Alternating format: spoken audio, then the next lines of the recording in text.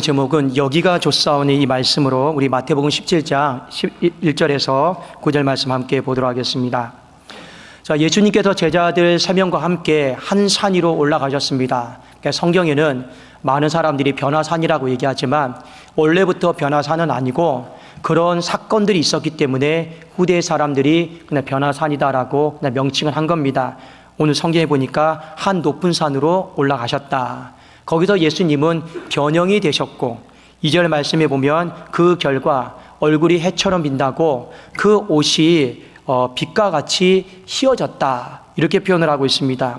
변형되다 이것은 뭐 변신하다 그런 의미는 아니고 이 단어를 이해하기 위해서는요 예수님의 어떤 성품 존재 형식을 아셔야 됩니다.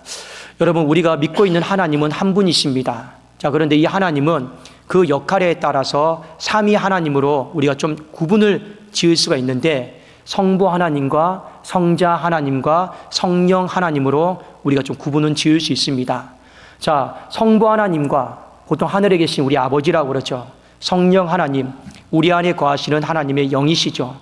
이 두 분은 하나님의 신성으로 충만해져 있습니다. 자, 그런데 이 땅에 인간의 몸을 입고 오신 예수 그리스도는요 좀 이 속성이 좀 달라요. 어떻게 다르느냐? 완전한 하나님이시고 완전한 인간이세요. 그래서 완전한 신성을 가지고 계시고 완전한 인성을 가지고 계신 분이 바로 예수 그리스도입니다. 이걸 굳이 신학적으로 말하면 완전한 신성 100% 그리고 완전한 인성 100% 이 두 가지가 서로 혼합됨이 없이 서로 영향이 없이 여러분 존재하시는 분이 바로 예수 그리스도의 모습입니다. 자, 그런데 오늘 여기서 말씀해 보면 예수님이 변형이 되셨다라고 하는 건 이런 의미예요. 그분 안에 있는 신성이 그 인성에 그냥 다 뿜어져 나왔다라는 겁니다. 그러니까 쉬운 말로 말씀을 드리면 예수님의 신성이 그냥 번쩍인 순간 그렇게 우리가 좀 이해하면 조금이나마 그 모습을 찾아보기가 쉬울 것 같습니다. 원래 이 모습은 예수님이 이 땅에 오시기 전에 성육신 하시기 전에 그 영광의 광채 자체였고 그리고 예수님은 반드시 약속하셨습니다. 내가 다시 오마 재림하신다고 그러죠. 재림하실 때에도 이 영광의 신성의 이 번쩍이는 광채를 가지고 예수님은 이 땅에 다시 오실 것입니다. 자, 예수님께서 이렇게 변형되시고 3절에 보니까 모세와 엘리야가 예수님과 더불어 말하는 것이 제자들의 눈에 보이기 시작을 했습니다. 자, 제자들의 눈에는요 모세와 엘리야가 하늘에서 내려온 손님, 하늘에서 내려온 방문자로 보였습니다. 그러면 왜 우리는 예수님이 이 신성이 번쩍이는 이 순간에 하필 모세와 엘리야가 이 방문자로 이렇게 왔을까? 이 부분에 대해서 먼저 우리가 살펴볼 필요가 있습니다. 자, 여기에는 한 두 가지 정도 제가 설명을 좀 해드릴게요. 자, 먼저 모세는 율법을 상징하고 있습니다. 그래서 창세기, 출애굽기, 레위기, 민수기, 신명기를 모세 오경이라고 그러죠. 그러니까 이 율법은 어떤 의미가 있느냐? 하나님의 나라의 초석이에요. 기반이에요. 우리나라도 나라를 지으려면 뭐가 있어야 됩니까? 헌법이 있어야 돼요. 그 헌법을 기반으로 해서 우리나라 대한민국이 세워지는 거예요. 그렇죠? 하나님의 나라가 세워지기 위해서는 하나님의 법이 있어야 됩니다. 그 법이 바로 율법, 모세 오경. 그래서 이 모세는 하나님의 나라의 초석을 놓은 사람이에요. 자, 그 다음에 엘리야, 이 사람은 선지자거든요. 성경에 보면 이 선지자의 역할은 무엇이냐? 하나님 말씀을 통해 경고하고 또 하나님의 말씀으로 인도하는 역할이 바로 선지자의 역할입니다. 그러면 하나님의 나라와 관련지어서 선지자는 어떤 사명이 있느냐? 하나님의 나라를 확장시키는 사람이 바로 선지자입니다. 구약 성경에 보면 그 선지자의 단연 으뜸이 엘리야라고 나와 있죠. 자, 모세와 엘리야는 하나님 나라의 초석을 만들었고 놓았고 하나님 나라를 확장시켰던 사람이다. 이것이 예수 그리스도와 관련이 있어요.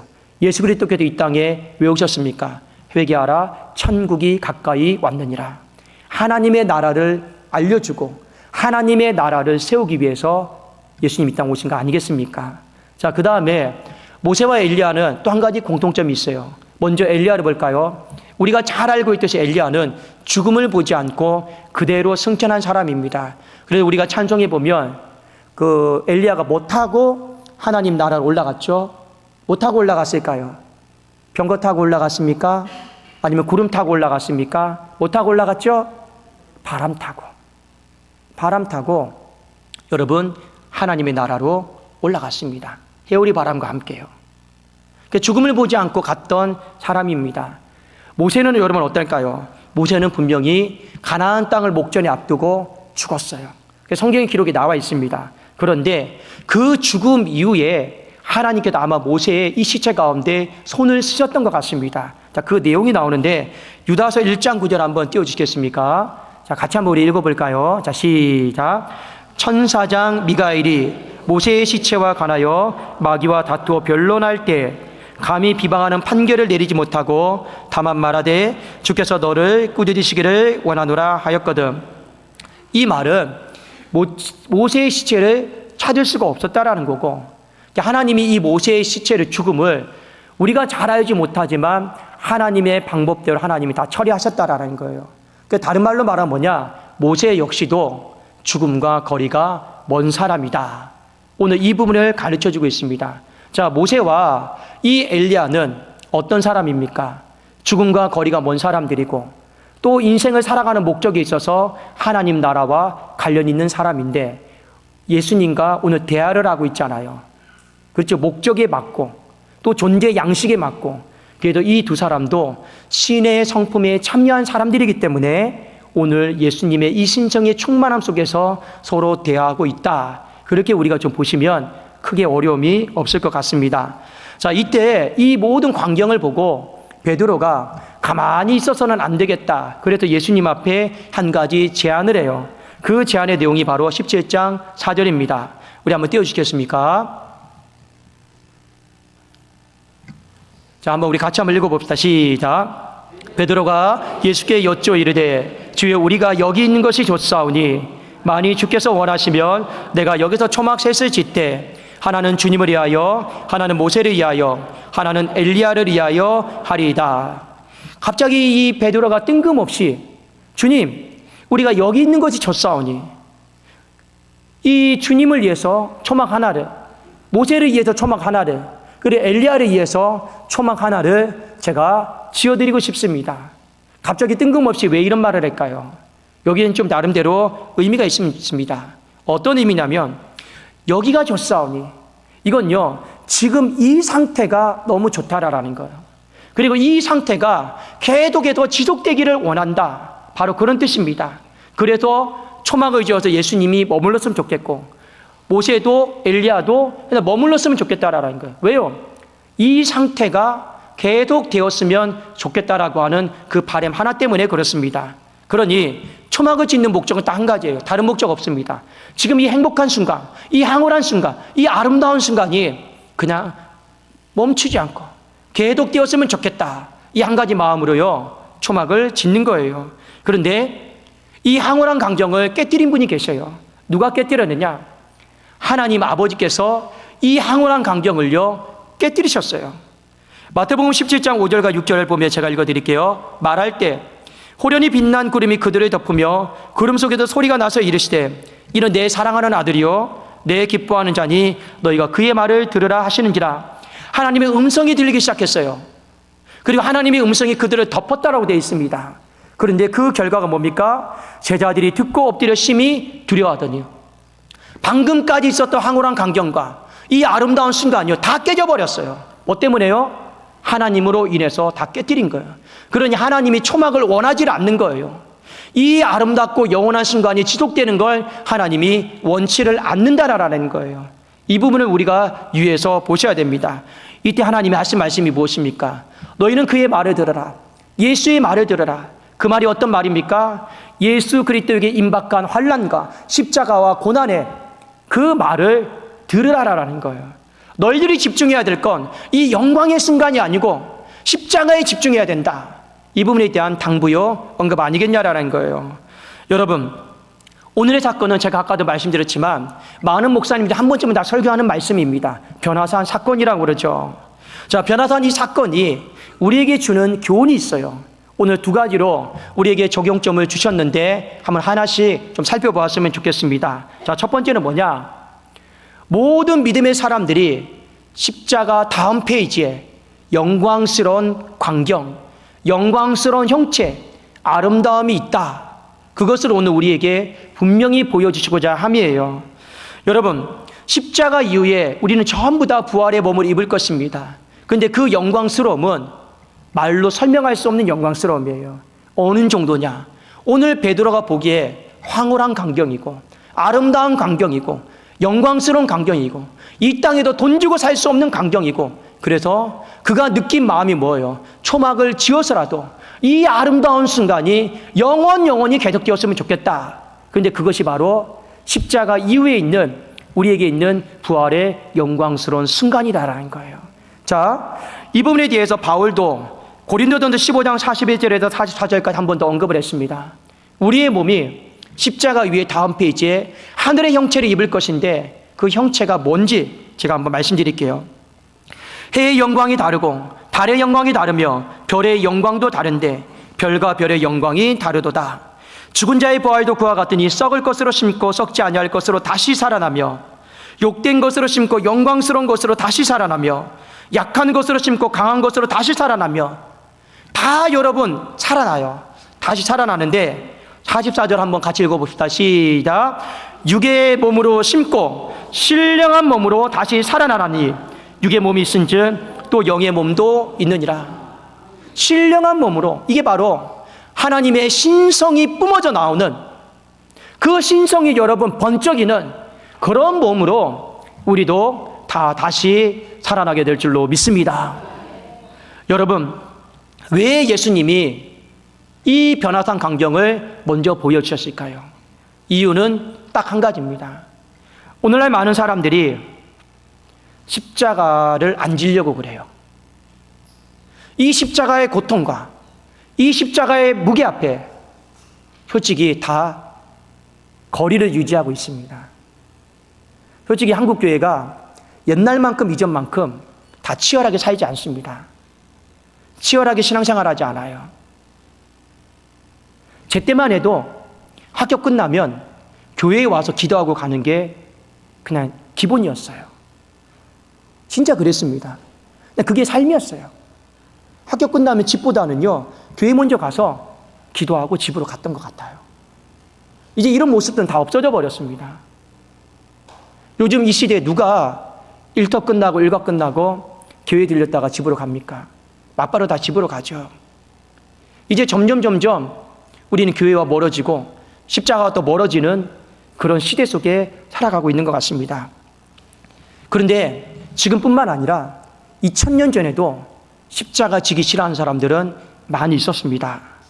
그러나 십자가는 누군가는 져야 되잖아요. 누군가 지겠지. 또 누군가 감당하겠지. 그래서 주님, 내가 여기 있사오니 나를 보내소서, 나를 써주소서, 이게 아니고 주님, 내가 여기 있사오니 저 사람 써주시고, 주님, 내가 여기 있사오니 난 저 사람 위해 기도만 할 테니 저 사람 써주십시오. 시대가 그냥 이렇게 바뀌어버렸습니다. 그러니 예수님이 이 십자가 다음 페이지에 하나님의 이루가 있고 하나님의 영광이 있는데 너희들이 그 값어치를 너무 하찮게 생각하는 것 같다. 가볍게 생각하는 것 같다. 망령되이 좀 생각하는 것 같다. 그 십자가 다음 페이지에 있는 부활의 영광은 우리 인간의 말과 언어로 표현할 수 없을 정도로, 진짜 베드로가 여기가 좋사오니 이렇게 말할 정도로 황홀함과 아름다움과 영광스러움은요 어마어마하다라는 거예요. 그런데 그걸 모르니까 십자가는 지기 싫어하고 지고 싶지는 않고 또 앉을 수는 없고 대충 설렁설렁 그렇게 신앙생활하는 것이 옛날에 2000년 전에도 그랬고 오늘날 2000년 이후에는 더 심해졌다라는 거예요. 사랑하는 여러분, 저도 가끔씩은요 중직들을 놓고 하나님 앞에 기도할 때가 있습니다. 중직들은 하나님이 다 옷을 입혀줬어요. 그 옷은 뭡니까? 그냥 십자가 지겠다라고 하는 그 옷을 다 입혀준 거예요.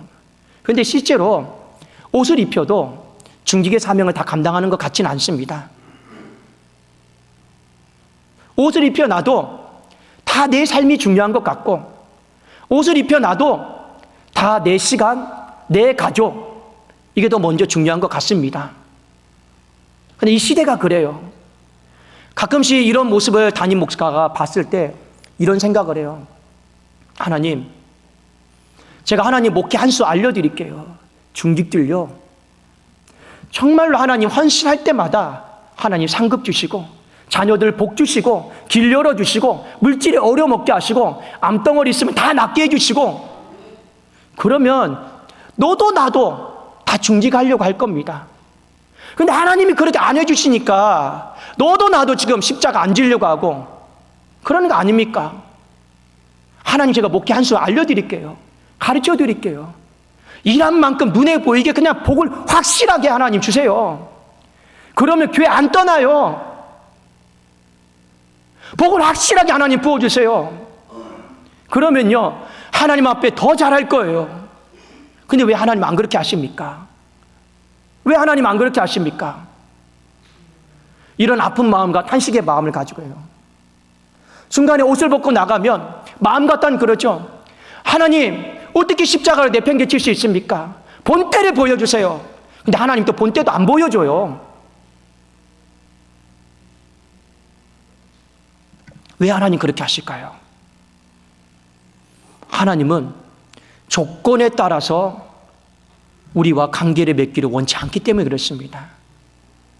그냥 네가 나를 사랑하기 때문에 조건과 상관없이 예배드리고 조건과 상관없이 찬양하고, 그게 하나님이 원하시기 때문이에요. 그러면 그것을 한 사람은 하나님 나중에 어떻게 하시는 거예요? 때가 되면 다 결산하시고 갚아주시는 줄로 믿습니다. 그런데 그 갚아주심이 오늘 말씀해 보니까 여러분들이 생각하는 그 값어치보다 비교할 수 없을 정도로 어마어마한 영광스러움과 황홀함과 아름다움으로 하나님이 갚아주시더라는 거예요. 그걸 십자가 지기 싫어하는 사람들이, 그걸 십자가 피하는 사람들이 하나님이 믿음으로 다시 한번 바라보고 십자가 지기를 원하는 마음으로 오늘 이 변화단 사건을 먼저 말씀하셨습니다. 여러분, 두 번째, 오늘의 적용점, 여기가 좋사오니. 이건 다른 말로 말하면 이 상태가 좋사오니예요. 하나님은 이걸 깨트리셨어요. 오해하지 마십시오. 이곳 정리하고 떠나라는 의미가 아닙니다. 이건 어떤 의미냐면 십자가 안으로, 사역의 현장 안으로 하나님이 들어가라고 하는 당부예요. 여러분, 변화단 사건의 결론이 뭔지 아십니까? 자연스럽게 산 아래로 내려오는 것과 맞물려 있어요. 자, 마태복음 17장 8절 9절입니다. 제가 한번 읽어드릴게요. 이게 참 중요한 구절이에요. 제자들이 눈을 들고 보매 오직 예수 외에는 아무도 보이지 아니하더라. 이게 변화단 사건입니다. 마지막이 뭐로 연결이 되십니까? 그들이 산에서 내려올 때, 이게 변화단 사건의 마지막 결론입니다. 뒤의 내용은 몰라도 돼요. 예수님과 제자들이 산에서 내려올 때 산 아래로 우리는 내려가야 된다. 그 산 아래가 뭡니까? 십자가 복음 들고 사역의 현장으로 우리는 내려가야 된다. 그게 예수님의 당부예요. 그리고 산 아래로 내려갔더니 뭐가 있어요? 평생에 귀신 들린 아이, 그 아버지가 고통하고 신음하는 그 절규의 소리가요, 산 아래에 퍼지고 있었어요. 잘 알고 있죠? 이어서 나오는 말씀이 뭡니까? 할 수 있거든이 무슨 말이냐? 믿는 자에게 능히 하지 못할 일이 없다. 이 아이가 언제부터 이렇게 괴로웠느냐? 너의 가정이 언제부터 이렇게 평안이 다 깨졌느냐? 주님, 오래되었습니다. 이런 얘기들이 바로 산 아래에서 이루어져요. 결론은 뭡니까? 하나님은 우리가 이 사역의 현장, 삶의 현장에 있기를 원해요. 근데 그곳은 이 산 위와 완전히 다른 거예요. 산 위는 문제도 없고, 여러분 서로 물고 늘어지는 것도 없고, 영광만 있고 그냥 천국이에요. 그러나 산 아래는 뭡니까? 사탄이 역사하고 있고, 어둠의 영들이 메어 있고, 문제가 있고, 아픔이 있고, 서로 물어뜯림이 있고, 괴로움이 있고, 탄식이 있고, 그것이 바로 산 아래입니다. 근데 주님은 우리에게 뭐라고 말씀하셨습니까? 산 아래로 내려가야 된다. 너희들이 산 위에서 이 초막을 짓는 게 중요한 게 아니고, 산 아래서 이 십자가 복음 들고 십자가 초막을 짓는 것이 훨씬 더 중요하다. 이 부분에 대해서 당부를 하고 있습니다. 여러분, 이 시대의 신앙이 문제가 뭐예요? 전부 다 너도 나도 할 것 없이 산 위로 올라가려고 하고 있어요. 죄송한 말씀이지만 교회 선택에 있어서도 다 대형교회만 가려고 하고 있어요. 편안한 교회만 가려고 하고 있어요. 봉사하지 않는 교회만 가려고 하고 있어요. 그러니까 정말 예배만 평안하게 드리는 곳으로 가려고 하고 있습니다. 청년들은요, 죄송한 말이지만 다 대형교회로 가려고 하고 있어요. 왠지 알아요? 그들의 인생에 있어서 중요한 게 만남의 축복 아닙니까? 작은 교회에 있으면 아무래도 확률적으로 만날 수 있는 확률이 적어요. 내 공동체 안에도 다 찾아봐도 이 사람 아니에요. 그럼 더 이상 만날 사람이 없잖아요. 그러니까 전부 다 대형교회를 다 눈 돌리는 거, 큰 교회로요. 왜요? 가면 확률적으로 만날 사람들이 많으니까요. 이게 오늘날 현실입니다. 교육자들은요, 대형교회는 사람을요, 여러분, 골라서 뽑아요. 면접을 몇 번 하는지 아십니까? 3번, 4번은 해요. 저희 같은 경우는요, 연락만 와도 뽑아요. 무슨 3번, 4번 면접을 합니까? 사람이 없는데요. 이게 현실이에요. 그렇다고 해서 한국에 교육자가 없냐? 많아요. 근데 전부 다 편안한 거, 영광스러운 거, 문제 없는 거, 다 변화산으로만 올라가려고 해요. 이제는 더 이상 십자가 복음 들고요, 산 아래로 문제 있는 곳으로 내가 조금 더 견뎌야 되고 헌신해야 되는 곳으로 가는 사람도 없어요. 이 시대가 점점 그렇게 되고 있습니다. 사랑하는 여러분, 하나님은 우리에게 십자가를 잘 지기를 원하고 있습니다. 십자가의 다음 장은 무조건 부활입니다. 그 부활의 영광과 아름다움은 여러분 오늘 17장 말씀에 있는 것처럼 황홀해요. 영광스러워요. 그래서 여러분이 그 부활의 몸을 보거든 여기가 좋사오니 이 말이 나올 수밖에 없어요. 그 정도로 부활의 영광은 황홀하고 아름답습니다. 하나님이 우리에게 베풀어 주신 위로와 상급은 좋게 말할 수 없을 정도로 위대하다라는 걸 가르쳐주고 있어요. 이걸 보았던 두 사람이 성경에 이렇게 이야기를 하고 있습니다. 먼저 보았던 베드로는 베드로전서 4장 13절에 오히려 너희가 그리스도의 고난에 참여하는 것으로 즐거워해라. 십자가 복음 들고 사역의 현장으로 들어가는 거 행복하라라는 거예요. 어떻게 고난 앞에 행복할 수 있습니까? 이유는 뭐 때문에? 나는 봤으니까. 이는 그의 영광을 나타내실 때 너희로 즐거워하고 기뻐하게 하려 함이라. 본 사람만이 이렇게 얘기하는 거예요. 바울도 사도행전 9장에 보면 다메섹 도상에서 예수님의 신성이 뿜어져 나오는 거 번쩍이는 순간을 봤습니다. 뭐라고 고백합니까? 로마서 8장 18절에 생각하건대 현재의 고난은 장차 우리에게 나타날 영광과 비교할 수 없도다. 본 사람만이 이렇게 얘기하는 거예요. 여러분, 신앙생활은요, 믿음으로 하는 것인 줄로 믿습니다. 믿음으로 부활의 영광, 믿음으로 장차 우리가 어떻게 될지 그걸요, 바라보십시오. 자꾸 눈앞에 있는 것만 보면 안 됩니다. 신앙은 믿음으로 하는 거예요. 믿음은 보이지 않는 걸 붙잡는 거예요. 말씀을 붙잡고 하나님이 일하실 줄 믿고 나가는 것이 바로 믿음 생활인 줄로 믿습니다. 여러분들이 그 중에서 가장 붙잡아야 될 것이 바로 부활의 영광이에요. 십자가 위에 하나님 반드시 보상해 주시고 갚아주시고 영광스럽게 하십니다. 두 번째, 신앙생활 자꾸만 변화산에서 하려고 하지 마시고 산 아래로 내려오라고 하십시오. 내려오라고 하셔야 돼요. 많은 사람들이 편안함, 영광, 문제 없는 거, 아름다움이 있는 산으로 너도 나도 다 올라갑니다. 여러분, 우리가 임직을 받거나 교육자들의 사명을 받을 때 꼭 부르는 찬송이 있어요. 부름받아 나서니 빈들이나 아골골짜기나 다 가겠다 해놓고 실제로 가는 건요, 다 여러분 상관없는 곳으로 가요. 그게 현실이에요. 갈 수만 있으면 여러분 가려고 하는 게 현실입니다. 못 가서 문제죠. 근데 하나님은 그걸 다 깨뜨리시는 분이에요. 여기를 깨뜨리시고 이 상태를 깨뜨리시고 오히려 우리에게 십자가 안으로 넌 들어가야 된다. 예수님과 함께 고난의 한복판으로 들어가야 된다. 문제가 있는 곳으로, 아픔이 있는 곳으로 자꾸 들어가야 된다. 나와 함께 가야 된다. 그래도 오늘 하나님이 그 강경을 깨뜨리면서 하신 말씀이 뭡니까? 너희는 예수 그리스도의 말을 들으라는 거예요. 나랑 같이 산 아래로 내려가자. 이것이 주님 우리에게 하시는 말씀입니다. 우리 사랑하는 성도님들, 먼저 오늘 주님께서 장차 우리에게 행하실 이 부활의 영광스러운 강경, 그 믿음으로 바라보시고 내 마음 안에 초막만 지으십시오. 그리고 지금은 주님 오실 때까지가 지금입니다. 지금은 우리의 신앙생활을 어떻게 해야 됩니까?